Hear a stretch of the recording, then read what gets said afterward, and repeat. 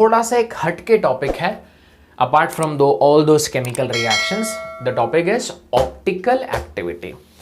Now इसके पहले light जो रोशनी है तीन तरीके की हो सकती है. एक तो ऑर्डिनरी लाइट, साधारण रोशनी.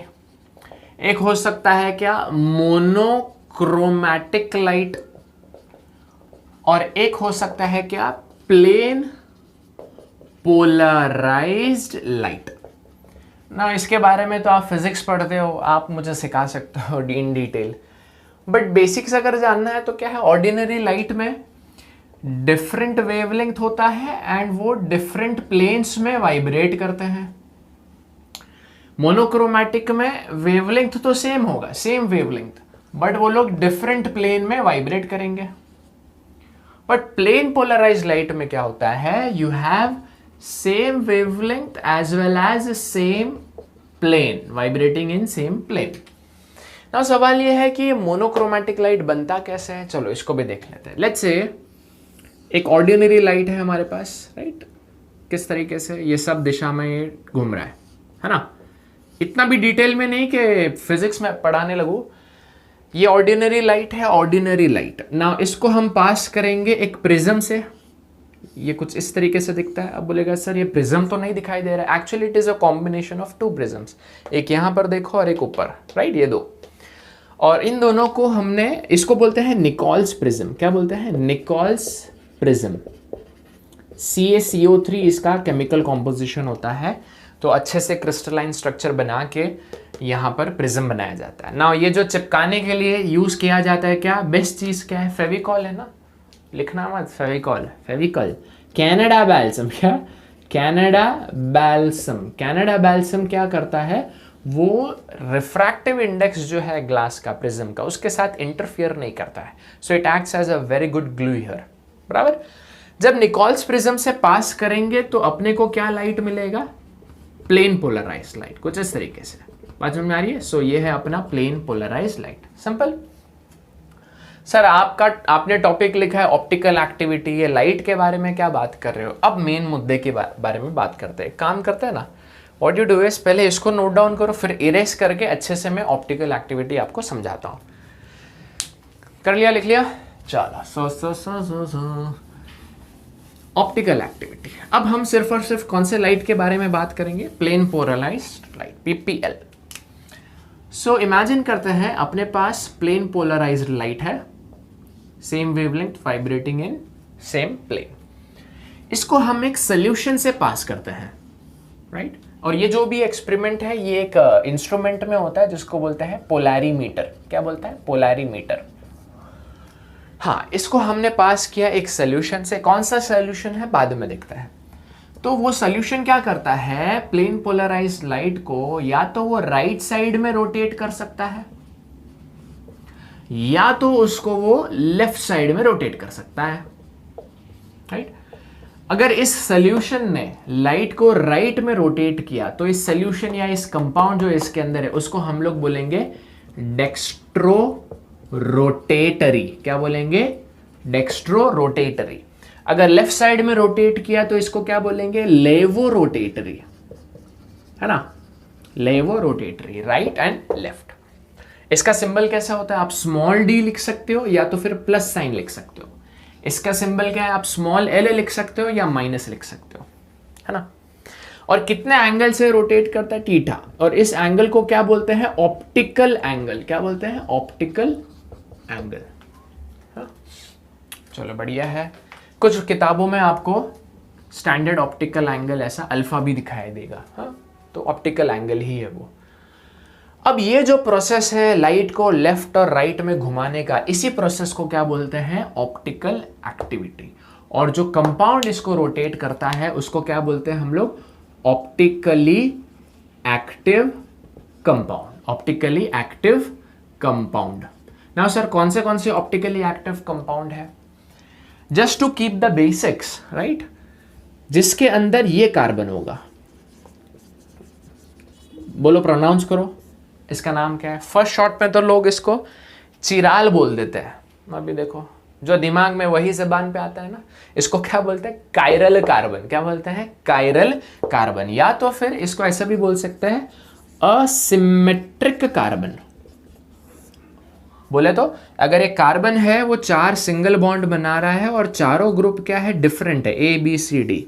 ए is not equal to B, is not equal to C, is not equal to D. जब ऐसा कोई कार्बन आ गया तो वो असिमेट्रिकल है ना, तो ऐसे कार्बन को हम लोग कायरल कार्बन बोलेंगे, एस्ट्रिक साइन लगा के। तो फॉर एग्जाम्पल ये सोल्यूशन क्या हो सकता है? लेट मी सी।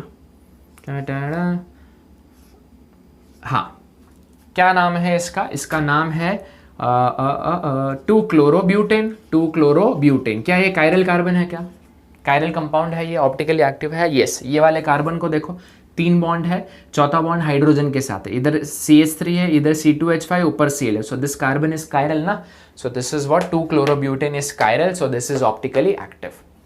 बात समझ में आ रही है? अगर सिमेट्रिकल होगा तो लाइट को घुमा ही नहीं पाएगा ना, क्योंकि अगर कोई मॉलिक्यूल सिमेट्रिकल है, उसमें सिमेट्री है, बराबर, तो लाइन तो आराम से एज इट इज पास हो जाएगा ना। बट अगर अनसिमेट्रिकल है, अंदर एकदम अनसिमेट्रिकल है, तो लाइट टेढ़ा मेढ़ा पास होगा ना, तो या तो राइट साइड की तरफ आपको मिलेगा या तो लेफ्ट साइड में। इसलिए असिमेट्रिक होना बहुत ही जरूरी है। बहुत ही बेस्ट एग्जाम्पल ये वाला है, CH3 COOH OHH। कौन सा एसिड है ये? ऐसा कार्बन है जिसके पास एसिड, कार्बोक्सिलिक एसिड भी है, OH भी है, CH3 भी H है।